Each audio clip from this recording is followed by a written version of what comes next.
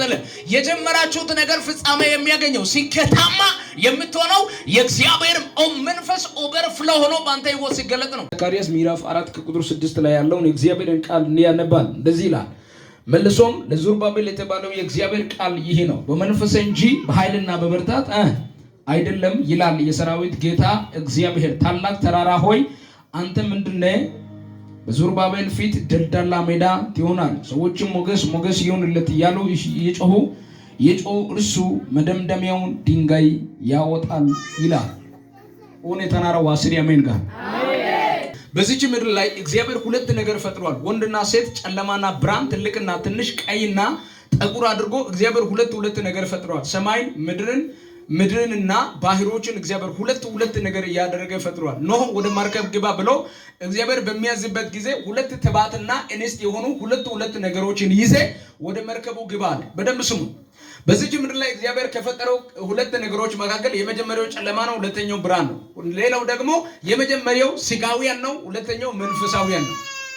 ወይም የመጀመሪያው ስጋ ነው፣ ሁለተኛው መንፈስ ነው። ሀተና ነው የተጠየቀ ሰው በዚህ ምድር ላይ ሲኖር በስጋ ነው የሚኖረው። ነገር ግን ኑሮ በስጋ አይቻልም። ሌላው አጠገብ ያለውን ሰው ያዘውና ኑሮ በስጋ አይቻልም በለው። የምንኖረው ኑሮ በስጋ እኛ ብንኖርም ለኛ በስጋ አይቻልም። ቢካውስ እኛ መንፈሳዊያን ነን። እውነት ውሸት? ለኛ እግዚአብሔር እንድንኖር እንድንሰራ ነገሮቻችን እንድናከናውን እግዚአብሔር ፍቃድ የሰጠው ከሄድ ኦፊስ ፍቃድ የወጣው በመንፈስ ቅዱስ ዓለም ነው። አንዳንድ ሰዎች የሆነ ነገር ይጀምራሉ፣ ነገር ግን የሚጋፈጡት በስጋ ነው። ከዛ የተነሳ ሳምንት ይሰራሉ፣ ከ15 ቀን በኋላ ወደ ቤት ይገባሉ። ከዛ በኋላ ሲበረለኝ ያሉና ቤተኮ ፓስተር ወንጌላ ቸርች ቦስ ነው አይሰበርም። ነገር ግን የጀመርከውን ነገር አንተ ማስቀጠልም ወደዛ ፍጻሜ ማድረስ የምትችለው በመንፈስ ነው። የእግዚአብሔር መንፈስ ባንተ ውስጥና ባንተ ነገር እስከሌለ ድረስ እግዚአብሔር የለበትም። ትሰራለህ፣ እግዚአብሔር የለም። ትለፋለህ፣ እግዚአብሔር የለም። ታገለግላለህ፣ እግዚአብሔር የለም። ትሄዳለህ፣ እግዚአብሔር የለም። ትመጣለህ፣ እግዚአብሔር የቱ ጋር ነው ያለው? እግዚአብሔር ካልክ መንፈስ ቅዱስ ባለበት ስፍራ ሁሉ እግዚአብሔር አለ።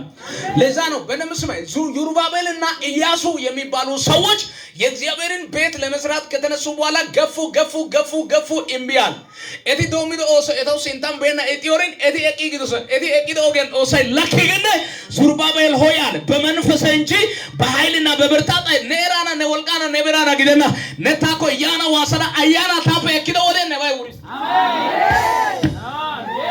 ታይሲና ኦሮ ኦደል ባጊ ኩሻ ተቆታ ሱጊ ኢቲ ደባይ ቢሃቺ ቀማን ነቦላ የሆነ አያና ዘመናት የነሱ ጎባይ ወንቶ ገለሰን ኩሻ ነይጋንገ አሜን ገና አሳበጦ ሰው ከዳ አሜን ጊያሳዮ ይላችሁ ኩሻ ተቆታ ዋሰራ የእግዚአብሔር መንፈስ በሉሽ ለዋሲኪ ተናራ የእግዚአብሔር መንፈስ በሉሽ። ዘሩባቤልና የዮሴዴቅ ልጅ ኢያሱ መጡና ገፍትሮ እምቢ ስላቸው ቆሙ። በቆሙበት እግዚአብሔር መጣና ዘሩባቤል ሆያል። ነገሩ በእውቀት አይደለም፣ በስጋ አይደለም፣ በገንዘብ አይደለም፣ በሰው ኃይል አይደለም፣ በባለ ሀብትና በንግስታት ጉልበት አይደለም፣ በመንፈስ እንጂ በኃይልና በብርታት አይደለም። የጀመራችሁት ነገር ፍጻሜ የሚያገኘው ሲከታማ የምትሆነው የእግዚአብሔር መንፈስ ኦቨርፍሎ ሆኖ ባንተ ህይወት ሲገለጥ ነው። የእግዚአብሔር መንፈስ በሌለበት እግዚአብሔር የለም። የእግዚአብሔር መንፈስ በሌለበት ፈውስ የለም። የእግዚአብሔር መንፈስ በሌለበት ቤት ላይ አንተ ቸርች ትሄዳለህ እንጂ እግዚአብሔር የለም። የእግዚአብሔር መንፈስ በሌለበት ምን አለ ካልክ በሽታ አለ፣ ስቃይ አለ፣ ለቅሶ አለ፣ ዋይታ አለ፣ ሞት አለ፣ ጨለማ አለ፣ አጋንንት አለ። የእግዚአብሔር መንፈስ ባለበት ነው። ለዛ ነው መጽሐፍ ሲናገር የእግዚአብሔር መንፈስ ይላል ባለበት በዚያ አርነት አለ ይላል። የእግዚአብሔር መንፈስ በቤታችሁም ሆነ በእናንተ ላይ ከሌለ በዛ ስፍራ ላይ ሞት ነው አለ፣ ለቅሶ ነው አለ፣ ጨለማ